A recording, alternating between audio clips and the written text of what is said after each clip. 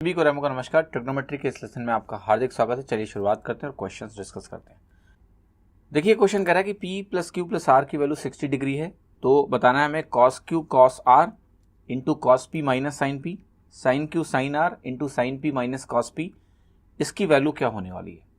तो देखिए इस क्वेश्चन को कैसे करेंगे हम, बहुत ही सिंपली करेंगे कि P plus Q plus R ये आपको दिया हुआ है 60 डिग्री। तो अगर मुझे P plus Q plus R 60 degree दिया है तो मैं अगर Q और R दोनों को 0 एज्यूम करूं तो P की वैल्यू कितनी हो जाएगी 60 डिग्री। और अगर P 60 डिग्री हो गया तो मैं देखूंगा कि मैं इसको अगर एक्सप्रेशन में रखूं तो क्या वैल्यू आ रही है, वही मेरा आंसर होगा। तो Q और R दोनों को अगर आपने 0 रखा है तो जो सेकेंड टर्म है ये वाला, ये पूरा का पूरा 0 ही हो जाएगा। अगर Q 0 है R 0 है तो सेकेंड टर्म क्या हो गया 0। अगर सेकेंड टर्म पूरा 0 हो गया तो फर्स्ट टर्म की बात करेंगे, ये वाला फर्स्ट टर्म है। फर्स्ट टर्म में हमने क्या किया है, Q और R को 0 रखा है तो ये 1 और 1 मिलेगा। cos P minus sine P हम लिख रहे हैं। अगर मेरा P ये 60 डिग्री है तो ध्यान से रखना, तो cos 60 आपका जो बनेगा वो 1/2 बनेगा और sin 60 आपका बनेगा वो √3/2 बनेगा, राइट। जो कि किसी भी ऑप्शन में नहीं है तो नन ऑफ दीज इसको मार्क करेंगे, राइट। Getting my point. ये वैल्यू आपकी जो हमने वैल्यूज रखी उस पर मैच ही नहीं कर रही है, तो वी आर गेटिंग 1/2 माइनस √3/2। अब आप कह सकते हो कि भाई क्या आंसर इसका 1/2 माइनस √3/2 है या नहीं है। देखिए अगर ये क्वेश्चन का एक्सप्रेशन करेक्ट है तो जो भी हम पी क्यू आर की वैल्यू एज्यूम करेंगे जो कंडीशन को सेटिस्फाई कर रहा है तो मेरा आंसर करेक्ट होना चाहिए। 60 डिग्री पे ये आया तो अगर ये क्वेश्चन सही है तो ये ऑप्शन भी सही होगा। पर अगर आपको कन्फ्यूजन है तो आप क्यू की वैल्यू कुछ और रख लो। जैसे मैंने कहा कि मैं पी को 30, क्यू को 30 और R को 0 रखूंगा तो भी कंडीशन सेटिस्फाई है। P plus Q plus R बिल्कुल सेटिस्फाइड है। अब यहाँ जब आप जाओगे तो आप कहोगे साइन Q साइन R है, तो ये टर्म तो अभी भी 0 ही रहेगा क्योंकि R अभी भी 0 है। पहले वाले में है cos Q cos R, तो cos Q की वैल्यू आपकी क्या हो जाएगी √3/2, cos 30 cos R अभी भी 1 रहेगा। cos P जो आपका है वो cos 30 बनाएगा, cos 30 भी होता है या √3/2 ही होगा, माइनस ये 1/2 आ रहा है, राइट, साइन 30। अब देखो ये जो वैल्यू आई ना, ये वैल्यू इससे अलग आई, ये वैल्यू इससे अलग आ गई। इसका मतलब ये हो गया कि कोई इस तरह का वैल्यू के टर्म में रिलेशनशिप इनके बीच में है नहीं। मतलब हर बार वैल्यू रखने पे कोई कांस्टेंट टर्म नहीं मिलेगा, डिफरेंट वैल्यूज मिल रही हैं। यहाँ देखो अलग मिला, यहाँ देखो अलग मिला, तो कोई इस तरह का एक पर्टिकुलर रिलेशन हमें नहीं मिल रहा है। None of this is the right answer here. तो वी वैल्यू रखने पे हमारी वैल्यू ने वेरीफाई भी किया था, राइट, कि हमारा ये आएगा। अब देखिए एक चीज़ ध्यान रखना, जब भी नन ऑफ दीज होता है, मान लिया हमने कोई वैल्यू रखा और नन ऑफ दीज होने की वजह से हमारा सी ऑप्शन मैच कर रहा है, तो भी आप उस सी ऑप्शन को 100% मार्क नहीं कर सकते हैं क्योंकि नन ऑफ दीज लिखा होता है। तो हो सकता है नन ऑफ दीज में भी कोई एक्सप्रेशन ऐसा बने जो 1/√2 उस वैल्यू पे देता हो। अगर नन ऑफ दीज नहीं होता, आपने कोई वैल्यू रखी और वो मैच कर गई तो वो सही होता है। लेकिन अगर नन ऑफ दीज है तो you need to be extra careful कि ये सोचना कि भाई कोई और केस तो नहीं बन सकता है जिसमें नन ऑफ दीज में ही वो वैल्यू जाके एक और एक्सप्रेशन पॉसिबल हो। केयरफुल रहना, इसलिए इस क्वेश्चन को अच्छे से देख लेना। ये क्वेश्चन कह रहा है cos square alpha plus cos square beta अगर 2 के बराबर है तो tan क्यूब अल्फा और sin की पावर 5 बीटा क्या होगा। बहुत ही आसान सवाल है। देखो cos के 2 टर्म का स्क्वायर अगर 2 है तो आप कह सकते हो कि अल्फा को 0 डिग्री ले सकता हूँ, बीटा को भी 0 डिग्री ले सकता हूँ। अगर मैंने ऐसा किया, अल्फा को 0 बीटा को 0 लिया तो 1 + 1 2 बनेगा, ठीक है। और कोई तरीका नहीं है। cos के 2 टर्म हैं, 2 टर्म में इस टर्म की मैक्सिमम वैल्यू 1 हो सकती है, इस टर्म की मैक्सिमम वैल्यू 1 हो सकती है, और जब मैक्सिमम जोड़ेंगे तभी 2 मिल भी सकता है। इसलिए अल्फा 0 बीटा 0 ले लिया हमने। अब अगर हमने अल्फा 0 और बीटा 0 लिया और यहाँ रखा तो tan अल्फा तो 0 हो जाएगा, साइन बीटा भी क्या हो जाएगा 0 हो जाएगा, तो आंसर क्या हो जाएगा 0। यानी आपकी जो वैल्यू आने वाली है वो 0 आने वाली है। आप ये भी कह सकते थे कि अल्फा को कोई ज़रूरी है 0 रखें, हम 180 डिग्री रखेंगे, बीटा को भी हम 180 डिग्री रखेंगे, तब भी तो ये होता है 1 + 1 2 बिल्कुल होता है क्योंकि स्क्वायर है। तो यहाँ पर रख लो, क्या ही फर्क पड़ेगा, tan अल्फा tan 180 0 साइन 180 0, तब भी आंसर आपका 0 ही रहेगा। तो नथिंग कॉम्प्लेक्स, वेरी इजी। अब देखिए क्वेश्चन ध्यान से देखते हैं। कह रहा है tan थीटा की वैल्यू जो है x sin phi upon 1 - x cos phi है, tan phi की value y sin theta upon 1 - y cos theta है, तो x अपॉन y क्या होगा, ठीक है। तो मैं पहले आपको वैल्यू से बताता हूँ फिर नॉर्मल तरीका बताता हूँ। देखो इसमें ध्यान से, अगर मैं थीटा और फाई दोनों को लेट से 45 डिग्री रखता हूँ, ठीक है, अगर दोनों को मैं 45 डिग्री इसमें रखूँ तो आप कहोगे दोनों एक्सप्रेशन बिल्कुल सिमिलर हो जाएंगे। देखो थीटा की जगह आप 45 रख दोगे, यहाँ भी 45 रख दोगे, यहाँ भी आप 45 रख दोगे, आप बताओ कोई भी दोनों एक्सप्रेशन में अंतर बचेगा सिवाय ये कि एक जगह x लिखा है एक जगह y? नहीं। तो कहने का मतलब मेरा ये है कि बिना कैलकुलेशन के आप बोलोगे कि दोनों एक्सप्रेशन से मैं चाहे x निकालूं या y निकालूंगा, ये दोनों आपस में बराबर आएंगे। और अगर x इक्वल टू वाई रखने पे दोनों एक्सप्रेशन आपस में बराबर आएंगे तो हमारा जो x अपॉन वाई है वो 1 आएगा। ठीक, दोनों बिल्कुल एग्जैक्टली सेम एक्सप्रेशन हो गए, सिर्फ x और y का अंतर है। तो x y सेम ही आएगा, कुछ भी आएगा जो। तो मेरा x अपॉन वाई अगर 1 हो गया तो मैं देखूंगा किस ऑप्शन में 1 आ रहा है। पहले में आ रहा है यस, दूसरे में आ रहा है यस, तीसरे में 1 आएगा क्या? आप कहोगे ये वैल्यू हो गई 1/√2 अपॉन 1 माइनस 1/√2, 1 नहीं है, ऐसे ये भी 1 नहीं है। तो कम से कम ये पता चल गया कि ये दोनों ऑप्शन सही नहीं है, इन दोनों में से ही कुछ सही है। ठीक, अब देखो जब आपने ये चीज़ें कर ली देन अब नेक्स्ट टास्क है कि भाई इन दोनों में से कौन सा सही है, ये कैसे पता करें। वो तो चलो ठीक है, आपने बता दिया कि ऐसे ऐसे होगा, लेकिन अब मुझे पता करना है ना कि x अपॉन वाई निकालेंगे तो आएगा क्या, इन दोनों में से कौन सा सही है। तो फिर आपको पता है 45 पे तो दोनों सेम दे रहे थे। एक काम करते हैं, थीटा की वैल्यू को 45 कर देते हैं और फाई की वैल्यू को चेंज करके 30 डिग्री कर देते हैं और अब कैलकुलेट करते हैं, क्योंकि अब डिफ्रेंशिएशन हो जाएगा। क्यों? थीटा अगर आपने 45 डिग्री रखा और ये 30 रखा तो ये ऑप्शन √2 बन जाएगा और ये ऑप्शन आपका 1/√2 बन जाएगा। ठीक, सिंपल है। साइन फाई रखो ना आप, 1/2 बना और साइन थीटा 1/√2 बना। ओके, तो अल्टीमेटली ये क्या बना 1/√2 और ये √2। तो जो भी अब आंसर आएगा वही हमारा करेक्ट हो जाएगा x अपॉन वाई। चलो फाइंड आउट करते हैं। इस वैल्यू को आपने क्या रखा है 45 डिग्री। अगर इसको आपने 45 डिग्री रखा है तो tan 45 1 होता है, तो ये आपका आ जाएगा x sine phi is equal to 1 minus x cos phi. आ गया, थीटा को 45 रखा। तो अब इसमें आपको पता है ये 30 डिग्री आपने ले लिया है, तो ये अगर 30 डिग्री आपने ले लिया है तो ये बनेगा x/2 और वहाँ से आ जाएगा x √3/2 और ये 1 के बराबर हुआ तो x की वैल्यू हो गई आपकी 2 अपॉन √3 + 1। अब देखो दूसरे एक्सप्रेशन में यही वैल्यूज रखते हैं तो it will be tan 30 is going to give me 1/√3 y sin theta, so y upon √2 upon 1 minus y cos theta is 1 minus y upon √2। ये वैल्यू मैंने रखी। अब जरा इत्मीनान से देखो कि ये वैल्यू क्या देगा मुझे, 1 minus y upon √2 is equal to √3 upon √2y, ऐसा मिलेगा। ठीक है, उसके बाद आप इसको अगर थोड़ा और इसको राइट में ले जाओगे तो ये हो जाएगा 1 is equal to y upon √2, 1 is equal to y upon √2 और √3 + 1 आ जाएगा। तो कहना इससे कि y जो है आपका ये आपका √2 अपॉन √3 + 1 है। यस, सो कहना इससे कि x अपॉन वाई जो है मेरा, x अपॉन वाई अगर मैं करूँगा तो ये वैल्यू मेरी √2 आ जाएगी। आपको हो गई यस, x अपॉन वाई अगर √2 आ रहा है तो क्या मेरा ऑप्शन ए सही हो गया? यस। तो ये प्रोसेस है वैल्यूज़ के थ्रू सॉल्व करने का। अब एग्ज़ाम में क्या पता आप लकी होते और थीटा 45 करने पे 3 ऑप्शन एलिमिनेट हो गए होते तो आपको डायरेक्ट आंसर मिल गया होता। इसलिए वैल्यूज़ को हमेशा ध्यान रखें। अब आप कहोगे इस क्वेश्चन को ट्रेडिशनली करने का क्वेश्चन तरीका क्या बहुत मुश्किल है? बिल्कुल भी नहीं है, वो भी मैं आपको करके ज़रा दिखा देता हूँ कि आप इसको अगर ट्रेडिशनली भी करना चाहें इस क्वेश्चन को तो आसानी से कर सकते हैं। आपको देखो एक चीज़ पता है कि मुझे कैसे भी करके एलिमिनेशन करना पड़ेगा, मतलब सिंप्लीफाई करना पड़ेगा मुझे कि मैं x और y को कंपेयर कर पाऊँ। तो आप कहोगे देखो इसको ना क्या करते हैं, ऐसे फॉर्मेट में लिखते हैं। अभी x ऊपर भी है नीचे भी है, एक जगह लेके आते हैं। आपसे कहूँगा रिवर्स कर लो दोनों साइड को, तो आपको मिलेगा cot theta is equal to 1 minus x cos phi upon x sine phi. इसका फ़ायदा ये होगा कि एक्सप्रेशन आपको सिंपल सा क्या दे देगा, एक्सप्रेशन आपको दे देगा 1 upon x sine phi minus x कटेगा और ये मिलेगा cot phi. So the expression will give you cot theta plus cot phi is equal to 1 upon x sine phi. अच्छा, दूसरे एक्सप्रेशन को अगर सिंप्लीफाई करोगे तो दूसरे एक्सप्रेशन में क्या क्या फ़र्क है आप बताओ। आप कहोगे दूसरे एक्सप्रेशन में x की जगह y है और फाई की जगह थीटा है, तो मैंने x की जगह y कर दिया, फाई की जगह थीटा कर दिया। बाकी एक्सप्रेशन तो सेम ही है, तो यहाँ भी यही होगा, थीटा फाई हो जाएगा और फाई थीटा हो जाएगा। लेफ्ट हैंड साइड दोनों में सेम है या नहीं है? यस, अगर लेफ्ट हैंड साइड दोनों में सेम है तो राइट हैंड साइड आपस में बराबर होंगे। तो यहाँ से 1 अपॉन x साइन फाई जो है ये आपका इक्वल टू आ जाएगा 1 अपॉन वाई साइन थीटा के। और अगर ऐसा हो गया तो x अपॉन वाई आपका क्या हो गया, sine theta upon sine phi के बराबर हो गया।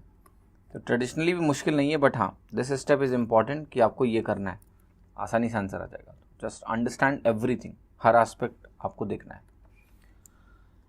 तो देखिए कह रहा है कि आपको वैल्यू बतानी है 1 माइनस tan 90 माइनस थीटा का whole square into cos square 90 minus theta minus 1। ठीक है, ये एक्सप्रेशन आपके सामने लिखा हुआ है। तो जरा एक बात बताओ कि 1 माइनस tan 90 माइनस थीटा क्या होगा?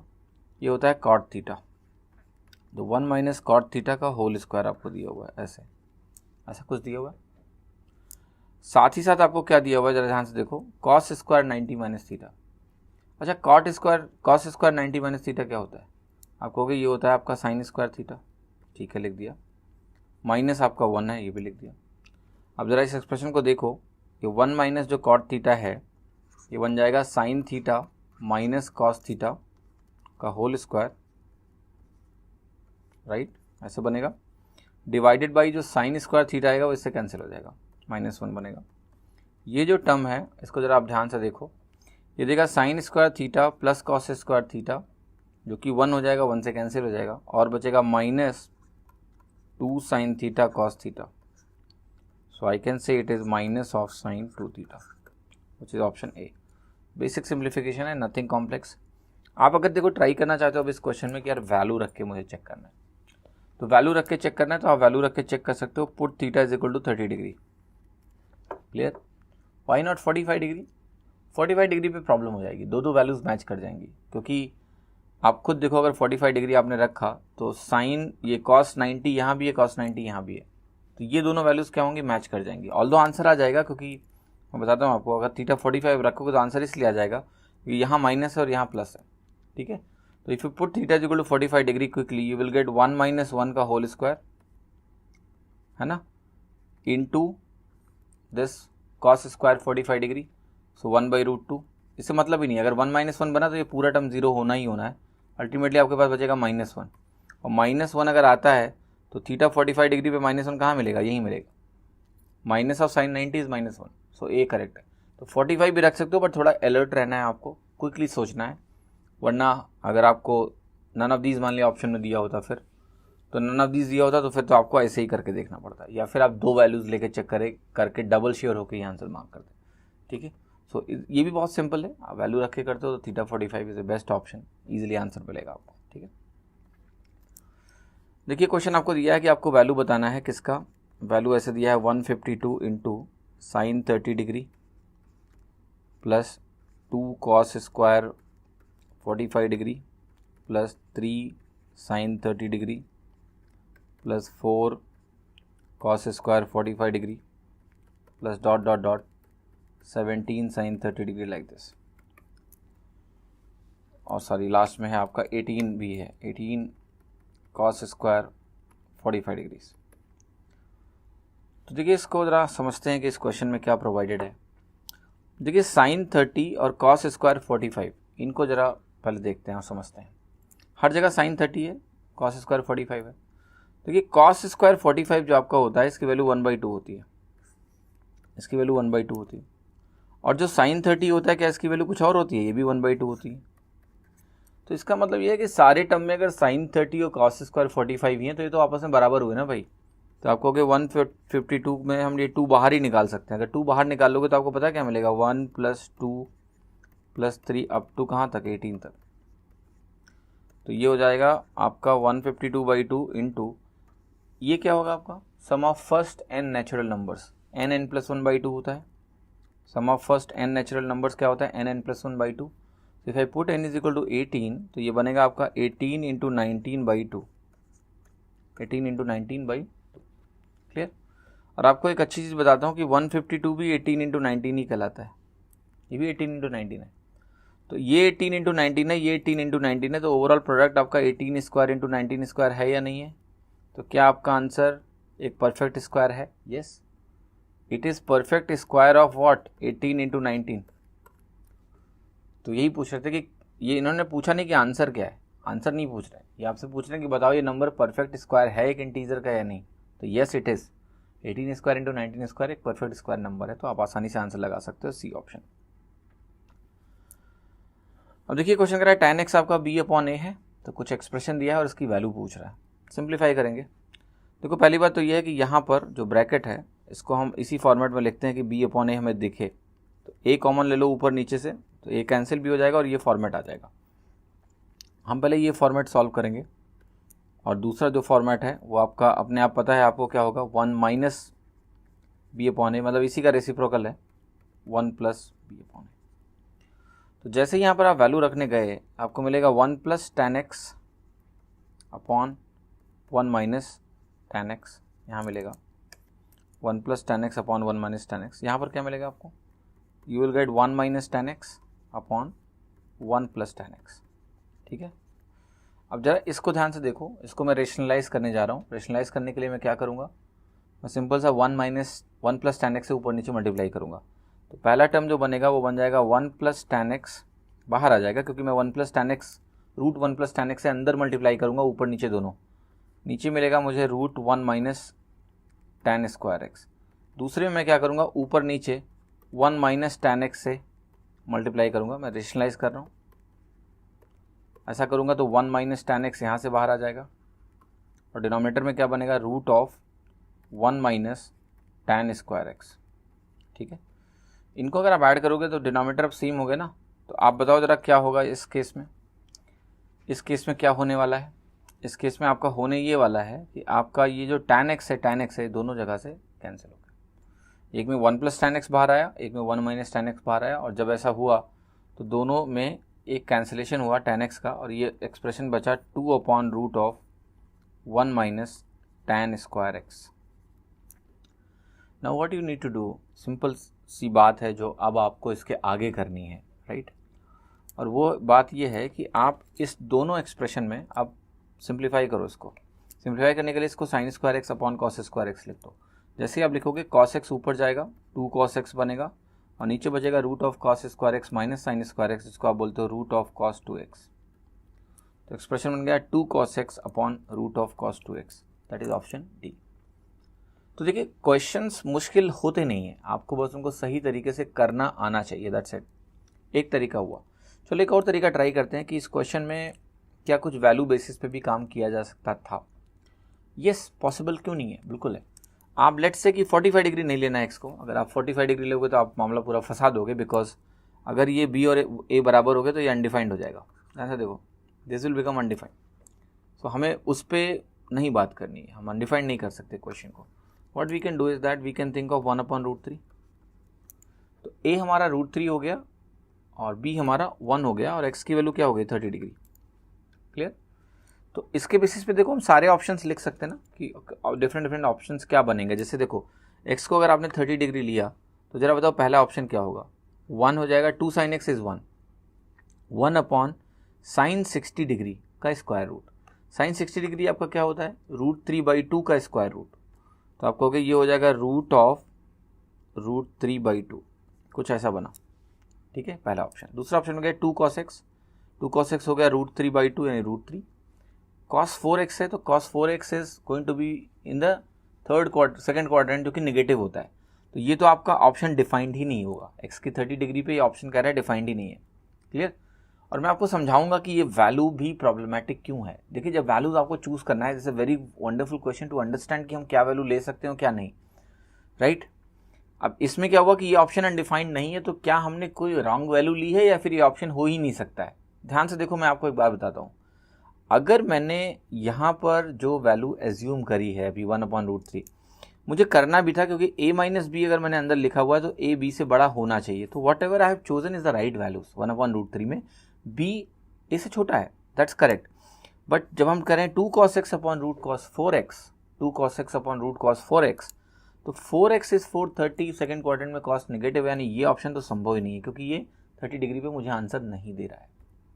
So that is what you will become, it will become much easier for you कि भाई ठीक है ये तो गड़बड़ हो गया। यहाँ जब आओगे आप तो आप कहोगे 2 cos x है, तो फिर से न्यूमरेटर रूट 3 बनेगा, and again root sine 2x है, तो this value will be root of root 3/2। D option में जाएंगे, फिर से कह रहा है 2 cos x is again root 3 upon root of cos 60 degree is 1/2।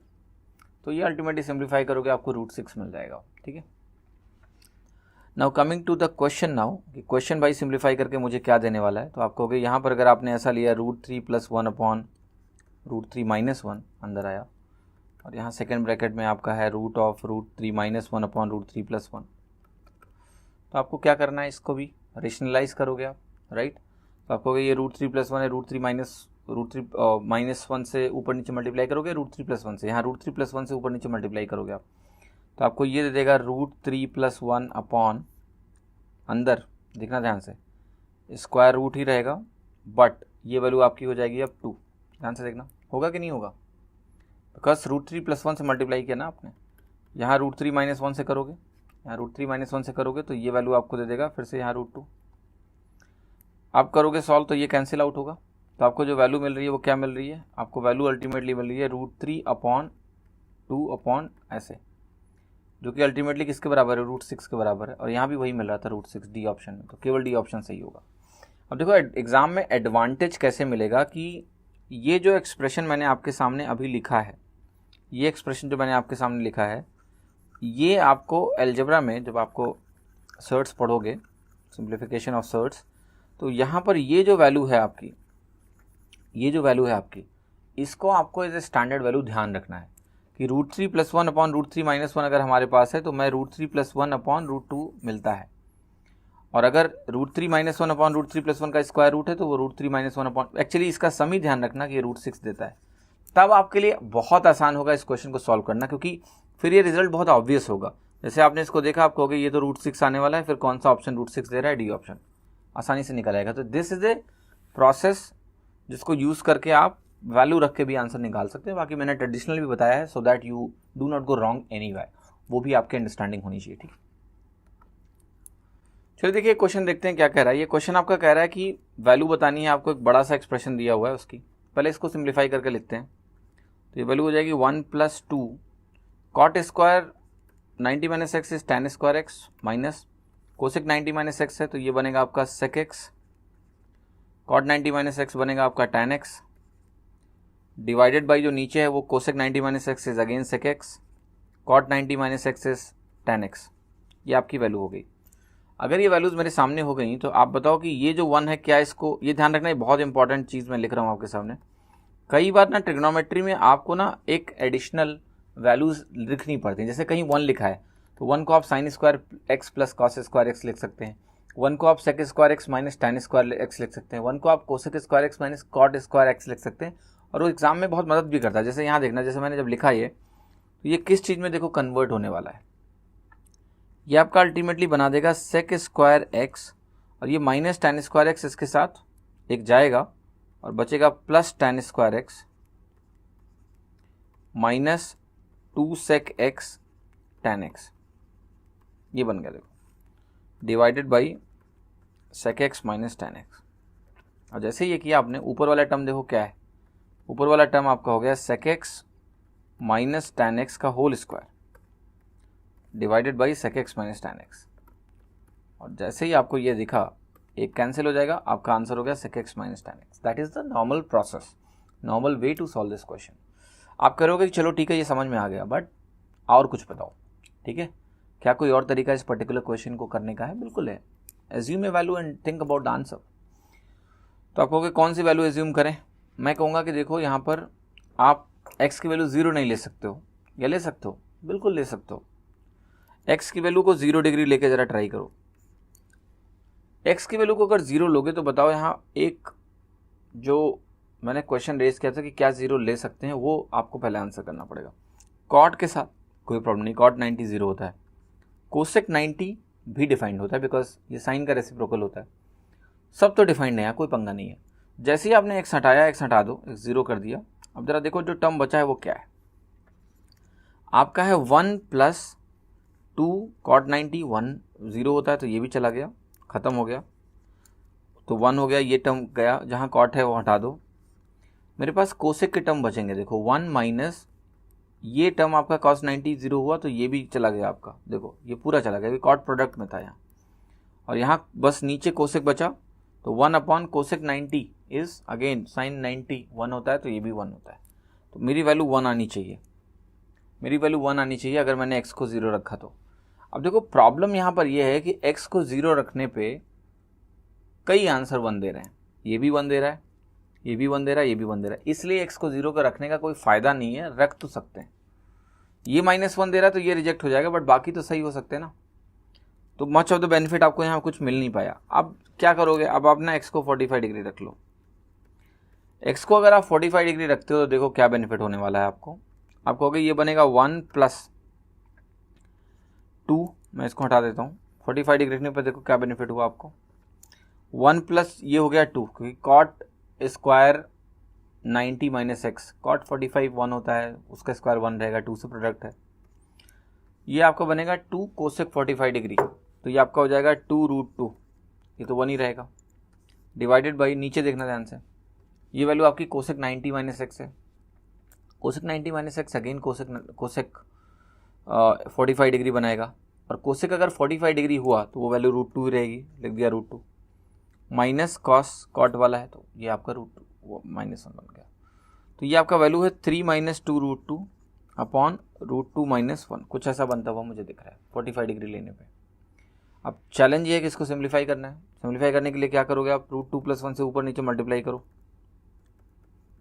√2 + 1 से ऊपर नीचे मल्टीप्लाई किया तो डिनोमिनेटर तो बन गया 1, ये बना आपका 3√2 - 2√2, साथ ही साथ देखो ये बना 3 - 4 - 1, तो अल्टीमेटली √2 - 1 बन रहा है, जो कि कौन सा ऑप्शन है, डी ऑप्शन। तो वैल्यू भी अगर यहाँ रखनी है तो यहाँ वैल्यू आपको क्या रखनी है, थीटा = 45 डिग्री, थीटा = 45 डिग्री पे आपको डी ऑप्शन यूनिकली अलग से मिल जाएगा, जहाँ कोई समस्या आपको नहीं होनी चाहिए, आसानी से आंसर भी आ जाएगा। ठीक है, अब देखिए ये क्वेश्चन कह रहा है कि आपको वैल्यूज़ दी हुई हैं, सारी वैल्यूज़ दी हैं, एक्स की वैल्यू निकालनी है, तो ईजिली आप सॉल्व कर सकते हो, इसमें कोई मुश्किल नहीं है। एक्स साइन स्क्वायर 60 क्या होता है आपका, ये वैल्यूज़ बस आपको जल्दी जल्दी लिखनी होंगी, 3/4 होगा -3/2। सेक 60 क्या होता है, सेक 60 में आपको कोई कन्फ्यूज़न नहीं होना चाहिए कि ये आपका 2 होता है।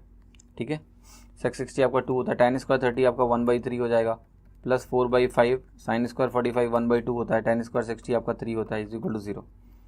तो x × 3/4 जो आपका है उसके साथ देखो क्या क्या आया आपका, ये तो आपका 1 आ गया, ये वैल्यू आपकी कितनी आई, 12/10 = 0, ये वैल्यू आपकी 2/10 1/5 हो गई, तो x की वैल्यू आपकी आ गई 5, x की वैल्यू आपकी कितनी आ गई, ये 1/5 ही है, 3 यहाँ नीचे आ जाएगा, 4 ऊपर आ जाएगा, तो दैट इज़ 4/15, 4/15 आई। अब क्वेश्चन ये है कि जो साइंस मैंने यूज़ किए हैं वो सही है, क्योंकि यहाँ किसी भी ऑप्शन में +4/15 नहीं है। सो लेट अस चेक कि हमने सब कुछ सही किया है। ये √3/2 का स्क्वायर था, ये 3/2 है, इंटू सेक 60 आपका 2 है, इंटू 1/3 है, 3 से 3 कैंसिल हुआ, दूसरे ये 1 है, सही करेक्ट है। 4/5 1/2 इंटू 3, तो ये वैल्यू आपकी 12/10, 12/10 इज़ करेक्ट। ओके, यस, यहाँ एक माइनस साइन आएगा जो मैंने नहीं लिखा, यहाँ 2/10 इधर आया, वो माइनस बनेगा उधर, तो आंसर हो जाएगा -4/15, सी ऑप्शन करेक्ट है। कुछ भी नहीं था, थोड़ी कैलकुलेशन थी, कैलकुलेशन करोगे आंसर आएगा। अब देखिए क्वेश्चन क्या है आपका, 1/4 √3, तो इस सवाल आपको पता ही है कैसे करना है, 1/4 है। यहाँ पर आप एक काम कर लो, इसको √3/2 बनाते हैं, तो √3/2 बनाने के लिए यहाँ पर 2 से मल्टीप्लाई करना पड़ेगा, तो ये बनेगा आपका cos 23 degree minus 1/2 sine 23 degrees, right, तो that is what I can write. So answer जो लिखना है आपको कॉस में लिखना है या फिर साइन में लिखना है, तो that is what we have to target. तो आप कहोगे ये जो टर्म है, I can write this to be cos 30, ये टर्म कितना है आपका cos 30, and what about this term, this is sin 30, cos 30 and sin 30, right. cos c cos d minus sin c sin d is what, cos of c plus d, that is cos of 53 degree. So 1/2 cos 53 degrees, option D. कुछ भी नहीं है सवाल में, बस सिर्फ cos c plus d पता होना चाहिए आपको, है ना। cos c cos d minus sin c sin d होता है, आसानी से होगा। ये क्वेश्चन देखिए, कह रहा है कि एक एक्सप्रेशन दिया हुआ है और कह रहा है कि उसका मान क्या है, तो उसका मान निकाल लो भाई क्या है। आपने कहा कि यहाँ पर sin 180 माइनस थीटा है, तो ये हो जाएगा आपका sin theta, sin 90 minus theta को हम बोलते हैं cos theta, minus cot 90 minus theta आपका होता है tan theta upon 1 plus tan square theta, clear, tan theta upon 1 plus tan square theta. अब अगर आपको ध्यान हो कि ये वाला जो टर्म होता है tan theta upon 1 plus tan square theta, अगर इसमें मैं 2 लगा दूँ और हाफ यहाँ लिख दूँ, तो ये वैल्यू आपके क्या होता है, sin 2 थीटा के बराबर होता है, sin 2 थीटा के बराबर होता है। और हाफ sin 2 थीटा, और ये क्या है, ये भी तो आपका हाफ sin 2 थीटा है, यस, तो ये आंसर क्या होना चाहिए? 0, जो कि 0 कहीं नहीं है, सब में तो साइन और कॉस के टर्म लिखे हैं, तो एक ये ऑप्शन लिख लो 0 और मार्क कर लो, वही सही है। बिकॉज ये दोनों टर्म जो है ना डिफरेंस लेके 0 दे रहे हैं। आप इवन कोई वैल्यू रख के ट्राई करोगे तो पता भी चल जाएगा, राइट। थीटा को 0 रखो, थीटा को अगर आप 0 रखते हो तो ये टर्म क्या हो गए? 0 हो गया प्रोडक्ट। यहाँ थीटा को 0 रखा तो कॉस 90 0 बनना चाहिए।